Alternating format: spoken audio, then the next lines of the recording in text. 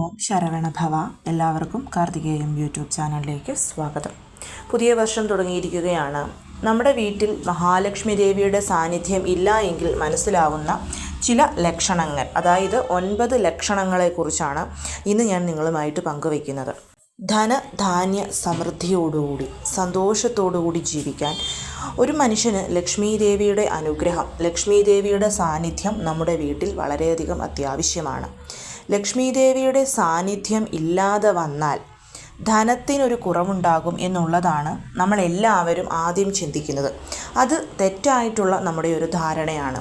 മഹാലക്ഷ്മി ദേവി നമ്മുടെ വീട്ടിൽ നിന്നും ഇറങ്ങിയാൽ ധനത്തിൻ്റെ കുറവല്ല അവിടെ ഉണ്ടാകുന്നത്. ധനത്തിൻ്റെ കുറവ് ഏറ്റവും അവസാനം മാത്രമേ നമുക്ക് മനസ്സിലാവുകയുള്ളൂ. അതിനു മുൻപായിട്ട് ചില ലക്ഷണങ്ങളുണ്ട്. ആ ലക്ഷണങ്ങളാണ് ഞാൻ നിങ്ങളുമായിട്ട് പങ്കുവയ്ക്കുന്നത്. നമുക്ക് വീഡിയോയിലോട്ട് പോകുന്നതിന് മുൻപ് ആദ്യമായിട്ടാണ് നിങ്ങൾ ഈ ചാനൽ കാണുന്നതെന്നുണ്ടെങ്കിൽ ചാനലൊന്ന് സബ്സ്ക്രൈബ് ചെയ്യുവാനും വീഡിയോ മുഴുവനായിട്ട് കണ്ടിഷ്ടപ്പെട്ടാൽ ലൈക്ക് ചെയ്യുവാനും ഷെയർ ചെയ്യുവാനും മറക്കരുത്. ലക്ഷ്മി ദേവിയുടെ സാന്നിധ്യം നമ്മുടെ വീട്ടിലുണ്ടെങ്കിൽ നല്ല രീതിയിലുള്ള ഐശ്വര്യവും സമൃദ്ധിയും എല്ലാ ദൈവങ്ങളുടെയും ഒരു ബ്ലെസ്സിങ്സും എപ്പോഴും നമുക്ക് അനുഭവിക്കാൻ സാധിക്കും. എന്തൊക്കെ ബുദ്ധിമുട്ടുകൾ ഉണ്ടെന്ന് പറഞ്ഞാലും പൈസയ്ക്ക് നമുക്ക് എന്തെങ്കിലും ഒരാവശ്യം വന്നാൽ അത് നമ്മുടെ കയ്യിൽ എത്തിച്ചേരുകയും ചെയ്തിരിക്കും. ഇനി നിങ്ങൾ ഞാൻ ഈ പറയുന്ന സയൻസ്, അതായത് ലക്ഷണങ്ങൾ അനുഭവിക്കുന്നുണ്ടെങ്കിൽ തീർച്ചയായിട്ടും മഹാലക്ഷ്മി ദേവി നമ്മുടെ വീട് വിട്ടുപോയി എന്നുള്ളതിൻ്റെ ലക്ഷണങ്ങളാണത്. അതിൽ ഏറ്റവും ഒന്നാമത്തെ ലക്ഷണം എന്ന് പറയുന്നത്, നമ്മൾ വളരെയധികം കഷ്ടപ്പെട്ട് പരിശ്രമിച്ചിട്ടും നമുക്ക് സാമ്പത്തികമായിട്ടുള്ള ബുദ്ധിമുട്ട് ഉണ്ടാവുക എന്നുള്ളതാണ്. അതായത് ചില അവസരങ്ങളിൽ നമ്മൾക്കത് വേണം, നേടിയെടുക്കണം. അതിനുവേണ്ടി നമ്മൾ പൂജകളും പ്രാർത്ഥനകളും വ്രതങ്ങളും ഒക്കെ എടുത്ത് ഉറക്കമൊഴിച്ച് അതിനായി പരിശ്രമിച്ചു കൊണ്ടിരുന്നു. പക്ഷേ നമുക്കതിന് ഫലം 0 ആയി പോകുക. അതാണ് ഏറ്റവും ഒന്നാമത്തെ ലക്ഷണം. അതിപ്പം നിങ്ങളൊരു ജോലിക്ക് വേണ്ടിയിട്ട് അപേക്ഷിച്ച് അതിന് വേണ്ടിയിട്ട് കാത്തിരിക്കുന്നതാവാം, എന്തെങ്കിലും ഒരു വലിയ എക്സാം എഴുതി കാത്തിരിക്കുന്നതാവാം, അല്ലെങ്കിൽ എന്തെങ്കിലും ഒരു പുതിയ സംരംഭം, വീട് മേടിക്കുന്നത്, കാറ് മേടിക്കുന്നത്, ഒരു ലോണിന് അപ്ലൈ ചെയ്യുന്നത്, അങ്ങനെയുള്ള എന്തൊരു കാര്യവും നിങ്ങൾക്കത് കിട്ടുമെന്ന് നിങ്ങൾക്ക് ഉറപ്പുണ്ട്. അതിനു വേണ്ടിയിട്ട് പരിശ്രമിച്ചിട്ടും അത് നഷ്ടപ്പെട്ടു പോകുന്ന ഒരു അവസ്ഥയുണ്ടാകും. രണ്ടാമത്തെ കാര്യം, ഒരു പ്രശ്നവും ഇല്ലാതിരുന്ന വീട്ടിൽ വഴക്കുകൾ ഉണ്ടാകാൻ തുടങ്ങുക. അതായത് ചുമ്മാ കണ്ണിൽ നോക്കിക്കഴിഞ്ഞു കഴിഞ്ഞാൽ പ്രശ്നമുണ്ടാകുക, ഒരാൾക്ക് മുമ്പിൽ താന്നു കൊടുക്കാൻ ബുദ്ധിമുട്ടുക, ഇമോഷണൽ ബ്ലാക്ക് മെയിലിംഗ് ചെയ്യുക. അതായത് ഭാര്യ ഭർത്താവിനെയോ ഭർത്താവ് ഭാര്യനെയോ ഇല്ലെങ്കിൽ ഭർത്താവിൻ്റെ അച്ഛനെയോ അമ്മയോ സിസ്റ്റേഴ്സിനെയോ അങ്ങനെ ആരെ വേണമെങ്കിലും നമ്മൾ ഇമോഷണലി ബ്ലെയിം ചെയ്ത് ബ്ലാക്ക് മെയിൽ ചെയ്ത് നമ്മുടെ വീട്ടിലെ സമാധാന അന്തരീക്ഷം അവിടെ നഷ്ടപ്പെട്ടതൊക്കെ സഡനായിട്ടുണ്ടാവുന്നതാണ്. അതായത് ഇന്ന് വരെ നമ്മുടെ വീട്ടിൽ ഒരു കുഴപ്പവുമില്ലായിരുന്നു, പിറ്റേന്ന് പെട്ടെന്നൊരു ദിവസം ഒരു കാരണവുമില്ലാത്തൊരു വഴക്ക്. അതാണ് ഇവിടെ ഉദ്ദേശിക്കുന്നത്. അതായത് ഇപ്പം നമ്മൾ പറയത്തില്ലേ, ഒന്നുമില്ലായിരുന്നു, ഒന്ന് മുഖത്തോട് മുഖം നോക്കിയത് ഒരു വഴക്കുണ്ടായി എന്ന്. ആ ഒരു കാരണമാണ് ഇവിടെ ഉദ്ദേശിക്കുന്നത്. മൂന്നാമത്തെ കാര്യം എന്ന് പറയുന്നത്, ഫുഡ് ആവശ്യമില്ലാതെ വേസ്റ്റായി പോകുന്നത്. അത് നമ്മൾ കഴിക്കാനെടുക്കുന്ന ഭക്ഷണം, ഇപ്പോൾ ചോറ് നമ്മൾ എല്ലാ ദിവസവും നമുക്കൊരു അളവറിയാം, ആ അളവിന് നമ്മൾ വെച്ചിട്ടും നമുക്കത് വേസ്റ്റായി പോകുന്നു. ഇത് ഒരു ദിവസത്തെ കാര്യമല്ല, തുടർച്ചയായി വേസ്റ്റായി പോയിക്കൊണ്ടിരിക്കുന്ന ഭക്ഷണം, അത് ചോറും തന്നെയില്ല, എന്തൊരു ഭക്ഷണവും സാധാരണയായി നമ്മുടെ വീട്ടിൽ ഇങ്ങനെയൊന്നുമില്ലായിരുന്നു. നമുക്കറിയാം ഭക്ഷണം വേസ്റ്റ് ചെയ്ത് കളയരുത്, അങ്ങനെയല്ല ഞാനിവിടെ ഉദ്ദേശിക്കുന്നത്. നമ്മൾക്ക് ഒരളവിനനുസരിച്ച് നമ്മൾ വെച്ചാലും ഒരു ദിവസം പോലും ഇല്ലാത്ത രീതിയിലുള്ള ഭക്ഷണം വേസ്റ്റായി പോകുന്നത്, വീട്ടിലുള്ളവർക്ക് ഭക്ഷണം കഴിക്കാൻ തോന്നാത്തത്, കണ്ടിന്യൂസ് ആയിട്ട് പാല് പിരിഞ്ഞു പോകുന്നത്. ഒരു ദിവസമൊക്കെ മേ ബി നമുക്ക് പാലൊക്കെ പിരിഞ്ഞു പോകാം, പക്ഷേ നിങ്ങൾ ഇന്ന് പാല് കാച്ചി അത് പിരിഞ്ഞു പോയി, നാളെ കുഴപ്പമില്ല, നാളെ കഴിഞ്ഞ് പിന്നെയും പാല് കാച്ചുമ്പം പിരിഞ്ഞു പോവുക. ഇതൊക്കെ മഹാലക്ഷ്മി ദേവി നമ്മുടെ വീട് വിട്ട് പോയി എന്നുള്ളതിൻ്റെ ലക്ഷണമാണ്. നാലാമത്തെ കാര്യം എന്ന് പറയുന്നത്, തുടർച്ചയായിട്ട് വരുന്ന കടങ്ങൾ, അതേപോലെ തുടർച്ചയായിട്ട് വരുന്ന എക്സ്പെൻസസ്. നമ്മൾക്ക് പെട്ടെന്ന് നമ്മുടെ ആവശ്യങ്ങൾക്ക് മറ്റുള്ളവരുടെ മുമ്പിൽ കൈ നീട്ടി കടം മേടിക്കേണ്ടി വരിക. അതേപോലെ തന്നെ നമ്മൾ ഒട്ടും പ്രതീക്ഷിക്കാതെയുള്ള ചിലവുകൾ നമുക്ക് വരിക. ഇന്നൊരു ആശുപത്രി കേസാണെങ്കിൽ നാളെ എന്തെങ്കിലും ഒരു വിവാഹമായിരിക്കാം, നാളെ കഴിഞ്ഞ് ഏതെങ്കിലും ബന്ധുക്കൾ നമ്മുടെ വീട്ടിലോട്ട് വരുന്നതായിരിക്കും. ഇതൊക്കെ ചിലവിൽ പെടുന്നതാണ്. അതായത് ഒരു മാസത്തെ ഒരു ബഡ്ജറ്റ് നമ്മൾ നോക്കി വെച്ചിരിക്കും. അതിലും ഉപരിയായിട്ട് പെട്ടെന്ന് നമ്മുടെ കയ്യിൽ നിന്നും വെള്ളം പോകുന്ന പോലെ പൈസ പൊക്കോണ്ടിരിക്കുന്നതും ലക്ഷ്മി ദേവി നമ്മളെ വിട്ടുപോയി എന്നുള്ള ഒരു ലക്ഷണമാണ്. അടുത്ത കാര്യം, നമ്മുടെ പൂജാ റൂമിലെ എന്തെങ്കിലും വസ്തുക്കൾ നമ്മുടെ കയ്യിൽ നിന്ന് വീണ് പൊട്ടുന്നത്, കാണാതെയാവുന്നത്, ഇത് രണ്ടും ഒരു ദിവസം, അതായത് ഒറ്റ പ്രാവശ്യം മാത്രം സംഭവിച്ചാലല്ല, തുടർച്ചയായി, അതായത് ആഴ്ചയിൽ ഒരു 3 പ്രാവശ്യമൊക്കെ ഇങ്ങനത്തെ ഒരു കാര്യം സംഭവിക്കുക. നമ്മുടെ കയ്യിൽ നിന്നും പൂജ ചെയ്യുന്ന മണി, പാത്രങ്ങൾ, കുങ്കുമം, മഞ്ഞൾപ്പൊടി, ഈ വക വസ്തുക്കളൊക്കെ താഴെ പോകുക. അത് തുടർച്ചയായി പൊയ്ക്കൊണ്ടേയിരിക്കുക. എന്തെങ്കിലും വസ്തുക്കൾ പൂജാമുറിയിലെ കാണാതെ പോവുക. ഇതും ലക്ഷ്മീദേവി നമ്മുടെ വീട് വിട്ട് പോയി എന്നുള്ളതിൻ്റെ മറ്റൊരു ലക്ഷണമാണ്. 6ാമത്തെ കാര്യം, വൃത്തിയില്ലായ്മ നമുക്ക് ഫീൽ ചെയ്യുക. പ്രത്യേകിച്ചത് നമ്മുടെ കിച്ചണിലും പൂജാമുറിയിലും.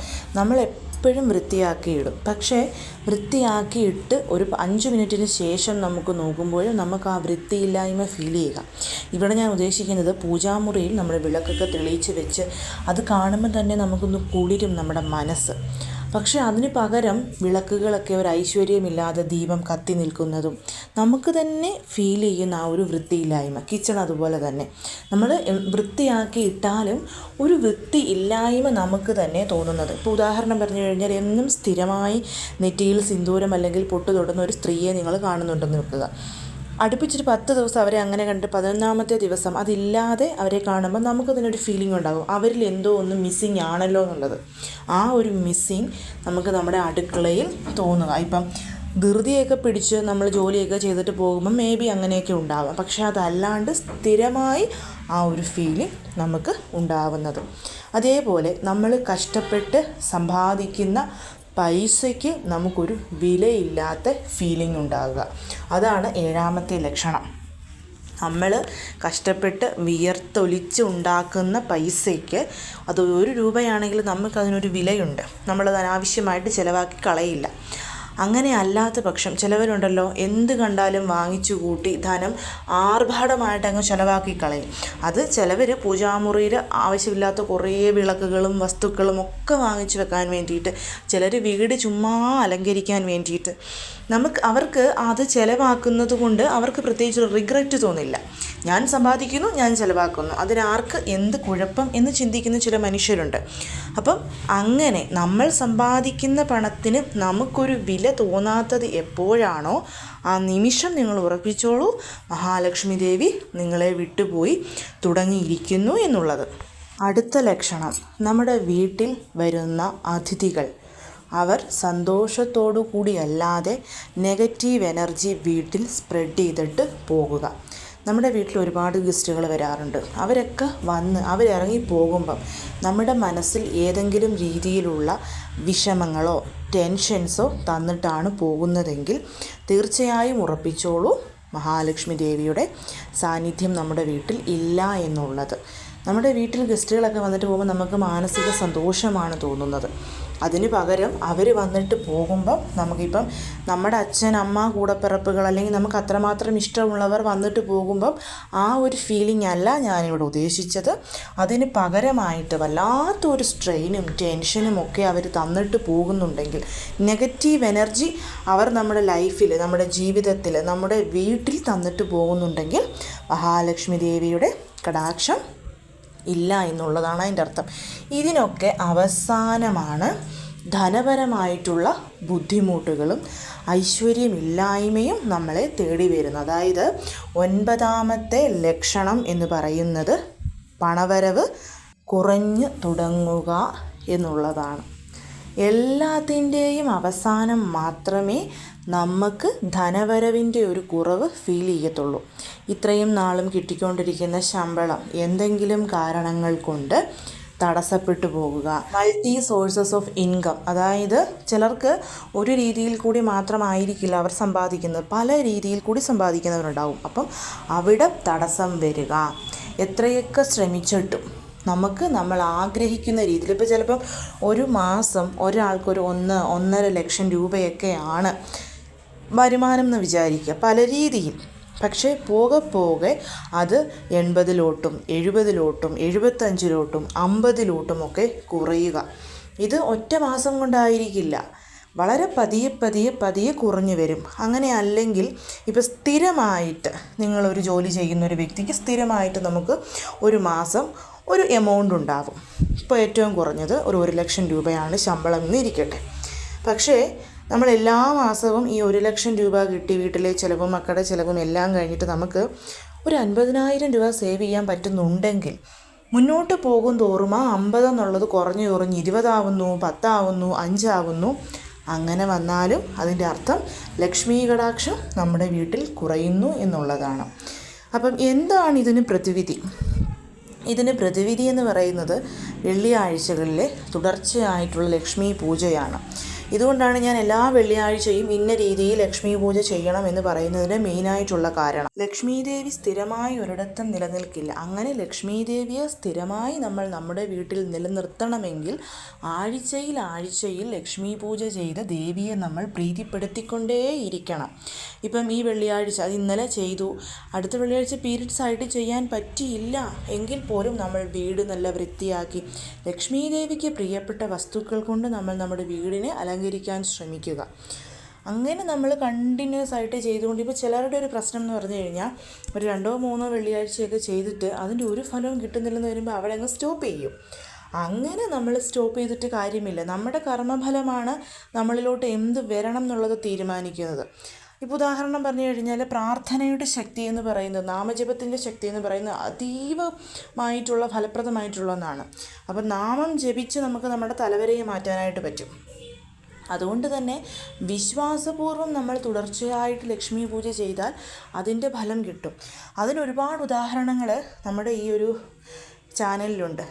ഞാൻ പറയാൻ കാരണം വൃശ്ചിക മാസത്തിലെ 4 വെള്ളിയാഴ്ച ചെയ്യുന്ന ലക്ഷ്മി പൂജ സാധാരണ സ്ത്രീകൾക്ക് പീരിയഡ്സ് ആയാൽ 3 വെള്ളിയാഴ്ച ചെയ്യാൻ പറ്റുള്ളൂ. ഏകദേശം ഒരു 7-8 പേര് 4 വെള്ളിയാഴ്ചയും കണ്ടിന്യൂസ് ആയിട്ട് ലക്ഷ്മി പൂജ ചെയ്തിട്ട് എനിക്ക് ഫോട്ടോ അയച്ചു തന്നിരുന്നു. അവരൊക്കെ പറഞ്ഞൊരു കാരണം, ചേച്ചി ഞങ്ങൾക്ക് 3 എണ്ണേ ചെയ്യാൻ പറ്റുകയുള്ളൂ, പക്ഷേ ലക്ഷ്മി ദേവിയുടെ അനുഗ്രഹം കൊണ്ട് 4 വെള്ളിയും അവർക്ക് ചെയ്യാൻ പറ്റി. അതിൻ്റെ ഫലം അവർക്ക് അവരുടെ വീടുകളിൽ അനുഭവിച്ചറിയാനും സാധിച്ചു. അതാണ് നമ്മൾ ഒരു പൂജ ചെയ്യുമ്പം തടസ്സമില്ലാതെ നമുക്കത് ചെയ്തു പോയാൽ ആ ഒരു ബ്ലെസ്സിങ്സ് എന്ന് പറയുന്നത് 100% ഷുവറുള്ള കാര്യമായിരിക്കും. അതുകൊണ്ട് തന്നെ നിങ്ങളെല്ലാവരും ഇപ്പം വെള്ളിയാഴ്ചകളിൽ നമുക്ക് ലക്ഷ്മി പൂജ ചെയ്യാം, ചൊവ്വാഴ്ചകളിൽ ലക്ഷ്മി പൂജ ചെയ്യാം, പൗർണമി തിഥികളിൽ ചെയ്യാം, അഷ്ടമി തിഥികളിൽ ചെയ്യാം. അങ്ങനെ നമുക്ക് എപ്പോഴൊക്കെ വേണമെങ്കിലും ലക്ഷ്മി പൂജ ചെയ്യാം. പിന്നെ രേവതി നക്ഷത്ര ലക്ഷ്മി പൂജ പൂയം നക്ഷത്രത്തിൽ ചെയ്യാം, അനിഴം നക്ഷത്രത്തിൽ ചെയ്യാം. അതുകൊണ്ട് തന്നെ നിങ്ങൾക്ക് പറ്റുന്ന സമയത്തൊക്കെ ലക്ഷ്മി പൂജ ചെയ്തുകൊണ്ടേയിരിക്കുക. അതിൻ്റെ ഫലം നമ്മൾ സ്വയം അനുഭവിച്ച് അറിഞ്ഞെങ്കിലേ പറ്റുകയുള്ളൂ. ലക്ഷ്മി ദേവിയുടെ സാന്നിധ്യം വീട്ടിൽ എപ്പോൾ സ്ഥിരമാവുന്നോ ആ സമയം മുതൽ നമ്മുടെ ലൈഫ് വീണ്ടും തിരിയാൻ തുടങ്ങും, അതായത് മാറാൻ തുടങ്ങും. അതുകൊണ്ട് വിശ്വാസപൂർവ്വം എല്ലാവരും ചെയ്യണം. ചില ഇതുപോലെയുള്ള ലക്ഷണങ്ങൾ നിങ്ങൾ കണ്ടു കഴിഞ്ഞാൽ കഴിവതും ഞാൻ ഈ പറയുന്നത് പോലെ സാമ്പ്രാണി പുകയ്ക്കാനും വീട് എപ്പോഴും വൃത്തിയാക്കി വെക്കാനും ലക്ഷ്മി പൂജകൾ ചെയ്യാനും അട്രാക്റ്റിംഗ് പവർ, അതായത് ലക്ഷ്മി ദേവിയെ വീട്ടിൽ അട്രാക്റ്റ് ചെയ്യാൻ വേണ്ടിയിട്ട് റോസ് വാട്ടറും അതേപോലെ ഏലക്കായും ഗ്രാമ്പൂവും ഒക്കെ ഉപയോഗിക്കുക. ആഴ്ചയിലൊരിക്കൽ കല്ലുപ്പിട്ട് നമ്മുടെ വീടിൻ്റെ ഫ്ലോറ് തുടയ്ക്കുക. ഇതുപോലെയുള്ള കാര്യങ്ങളൊക്കെ ചെയ്താൽ മതിയാകും. സോ എല്ലാവരും ചില ലക്ഷണങ്ങൾ കാണുമ്പോൾ തന്നെ, അതായത് ഒരു പനി തുടങ്ങുന്നതിൻ്റെ ആദ്യത്തെ ലക്ഷണം തലവേദന, മേത്തുവേദന, ജലദോഷമൊക്കെ ആയിരിക്കും. അപ്പം നമ്മൾ അപ്പോൾ തന്നെ അതിന് മരുന്നെടുത്താൽ പനി വലിയ രീതിയിൽ നമ്മളെ ബാധിക്കാതെ പോകും. സോ ഇതുപോലെയുള്ള ലക്ഷണങ്ങൾ കാണുമ്പം അപ്പോൾ തന്നെ അതിന് പ്രതിവിധി ചെയ്താൽ നമ്മൾക്ക് ഒരുപാട് ഡിഫിക്കൽട്ടീസിലോട്ട് പോവേണ്ടി വരില്ല. എല്ലാവർക്കും മനസ്സിലായി എന്ന് വിശ്വസിക്കുന്നു. എല്ലാവരെയും മുരുകൻ അനുഗ്രഹിക്കട്ടെ. ഓം ശരവണഭവ.